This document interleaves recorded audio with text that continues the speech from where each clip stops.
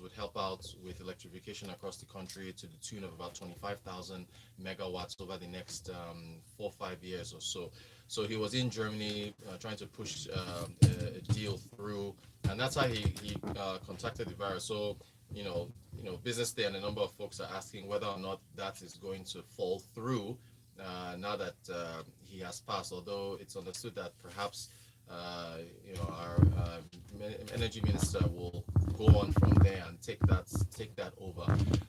He's also, of course, had presided over, or rather, sat in on Economic Advisory Council meetings. It's understood that President Buhari had given him full authority for when it comes to communications with President Buhari, that he was the go-through person for pretty much all the ministers that wanted to reach out to the president. So a lot of people also talked about him being a de facto leader of the country. So you now have to ask, if this leaves a vacuum in the country with regards to where we're going, and what is to be expected going forward. There's also, of course, there was a debate as to how to speak of his the impact he's had on the country, and whether or not we felt anything, and if that impacts how he's remembered. Because a lot of people did say that he's a pretty nice guy, very well educated. I think he went to Harvard and some other schools and stuff like that. And so Cambridge as well, yeah. So very well educated, a good ambassador for the government in regards to engaging our foreign friends. What can the country say it's benefited from him, from his role, and going forward, what now happens? Who else would be appointed to carry on with regards to the Siemens deal? What does that mean for power? What does that mean for liaising with the ministers? What does that mean for the Economic Advisory Council? And so on and so forth. So it's a big question. It's a big question, and it's something that we'll have to see how it's going to be answered over the coming days and weeks. But I believe that the president should appoint someone. I believe that some names are already being mentioned as to who can take over from there, and then we'll move forward and say, because things still have to carry on with regards to how the country is supposed to move forward. So that's with regards to him. Again, may he rest in peace, and we'll have to see how things move from here. But they got to move quickly, because there's still a lot of pots on the stove, as the saying goes, with regards to the things that Nigeria has to get accomplished. Okay, to the lockdown issues. Ghana's president has announced that they're going to be partially, that's Nana Akufo-Addo, they're going to be partially partially lifting their lockdown. Ghana has been on lockdown now for 21 days. They say that they feel that they've made enough progress with regards to testing to where they can partially lift some of the lockdowns. Now the thing is, the major cities like Accra and some other regions will be allowed to return to work today. However, schools and religious gatherings and sports gatherings are not allowed. They're still banned. So it's partial. But the thing is, this is the thing. Over the last 21 days that Ghana has been on lockdown, they've managed to conduct over 68,000 tests. I'm getting this information from Bloomberg. Over 68,000 tests. So they feel they're at a point where they are able to monitor, and trace new cases. And one of the key things is that their factories were helping out in that. So their manufacturing sector was actually assisting in pushing out materials that they needed in order to assist them in masks, gloves, so on and so forth, and other items. I think their cases now, they've done over 68,000 tests. They've got 1,042 cases. Now we have 642. I think our latest number is 642 or so, and Ghana has almost double what we have. They have 1,042 with 9 deaths, and they say they've got about 18,000 testing samples that are still remaining outstanding. So another thing I understand is that they've used drones to deliver equipment across the country from one region to the other. I understand all the regions in the country now all have testing centers, so they've spread that across the country. So, and there was a quote from the president, where he says, yeah, lifting these restrictions doesn't mean we are letting our guard down. We'll tailor our solution to our unique social, economic, and cultural condition. There's no one size fits all approach. So this is again part of the narrative that has been, has been growing with regards to African countries and how businesses are affected. In that everybody's unique, every country has their own unique way they're dealing with this, and this blankets, the blanket nature of applying the lockdown, it's not one size fits all. So again, just quoting the president there. But key thing, I mean, we are testing so far. We've only done about 7,000. That's according to what the NCDC released on Friday. So we're at 7,000. Ghana's over 68,000. I understand South Africa is over 140, 110, or between 110 and 120,000 tests. So, you've in order for this, for people who are alarmed and seeing, because I think it was 86 cases were announced on yesterday night by the NCDC. So, for folks who are alarmed at that, more cases, the only reason why you're hearing about more cases is because more testing is going on. So anyway, for the business community and whether or not we can get back to work, that's the key thing here. In America, Trump is going back and forth with a number of governors. He's inciting protests against a number of governors that have put lockdown, saying that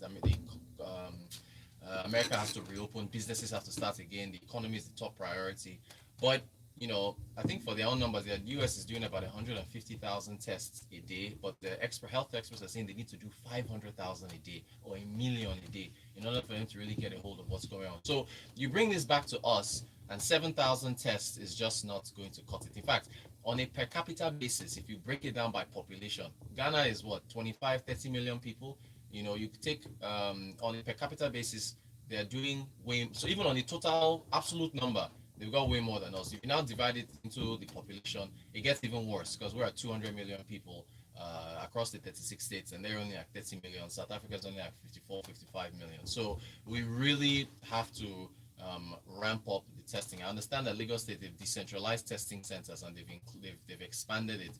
So this week, because I know the lockdown, well, 1 week into this extra, well, 3 weeks. Yeah, we're 3 weeks into this lockdown now. We got one more week to go. Will we be able to get back to work next week? What really worries me with all the data that you just shared, from across the world, I don't have I see different reports from different accounts, different articles about Nigeria's testing numbers. Yeah. I only see that as much of, from this website, qz.com, from as at March 22, Nigeria has tested only 152 people so far.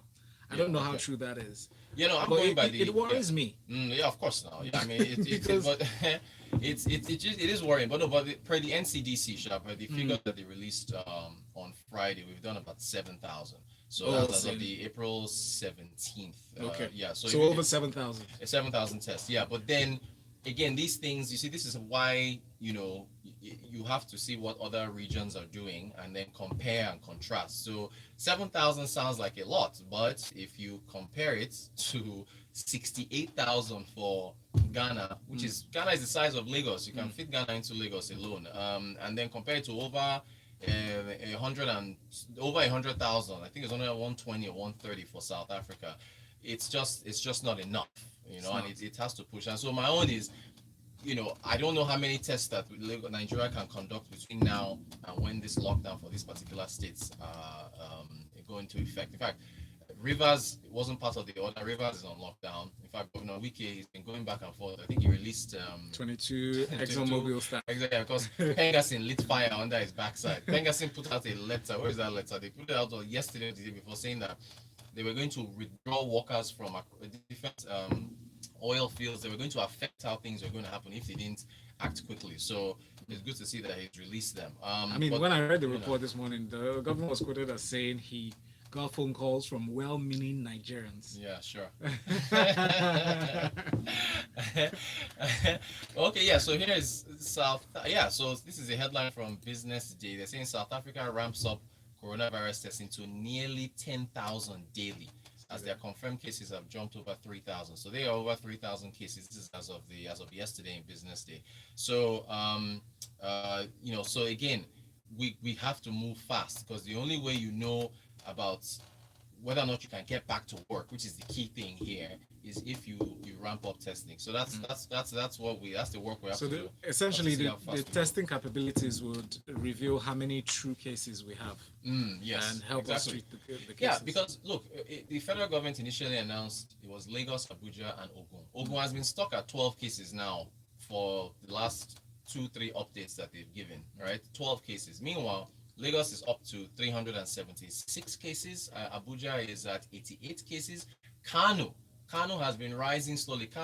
Is now third. Kano has like 37 of between 37 and 40 cases. So, are you going to, put Kano under lockdown as well? I mean, so the cases continue to rise, and the thing is, my fear is that there will not be enough tests done between now and when the lockdown is supposed to end to justify reopening the country. I don't know. I mean, we'll have to see.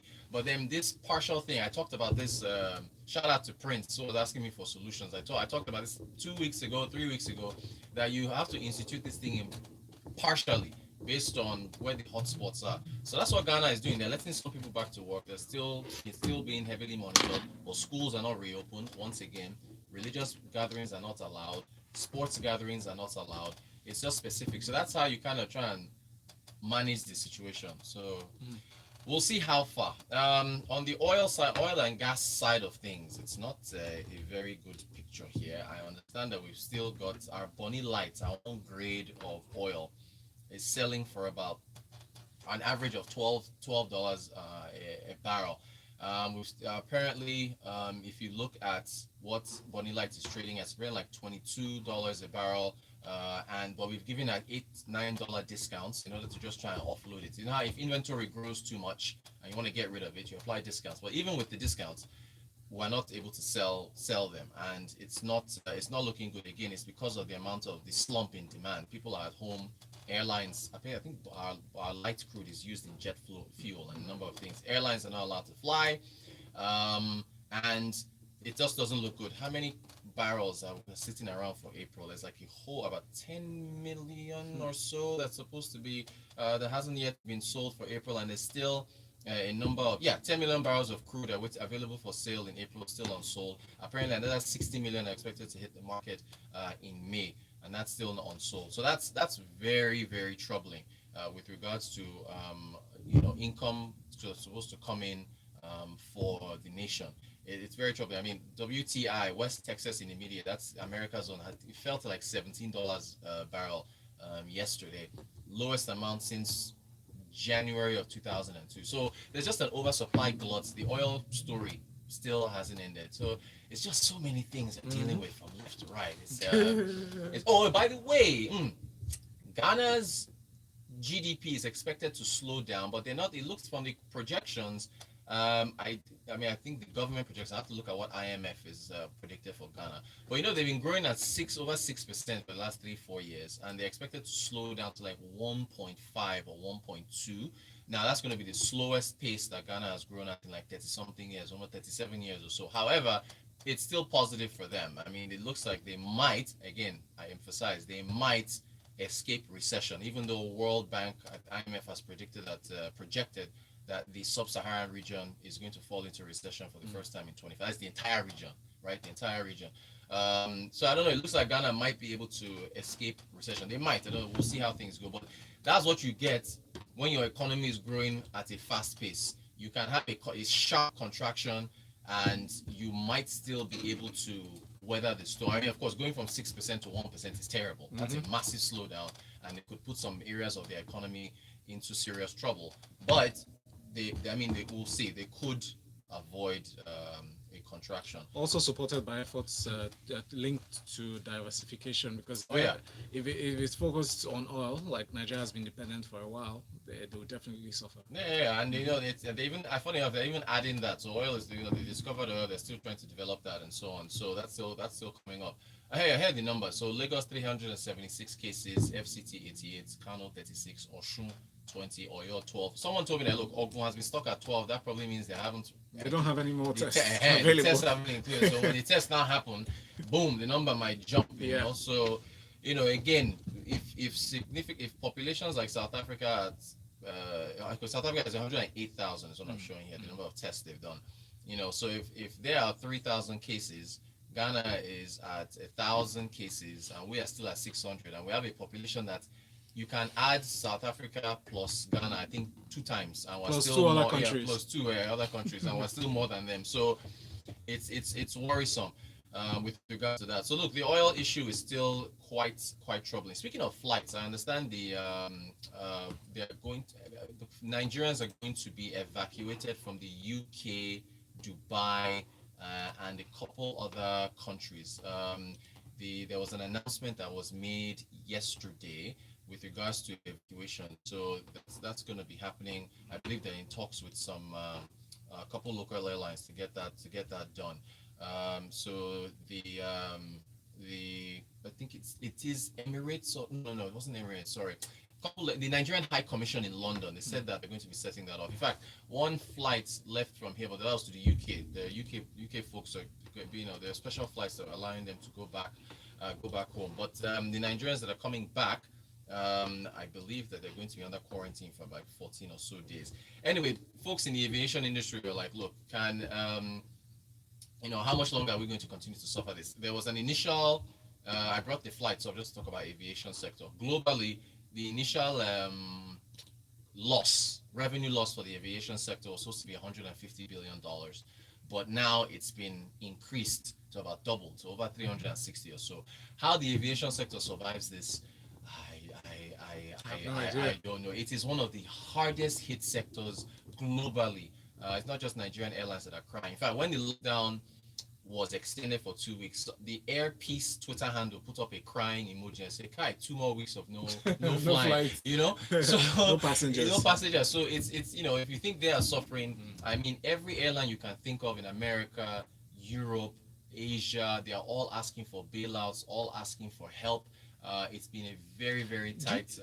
Rotus, do you think the hospitality industry got as much of the pinch as the other sectors? They did do. Hotels closed down. Some hotels, I think, some countries some rooms were converted to or used as quarantine centers. If you're not traveling, they are not booking a hotel, right?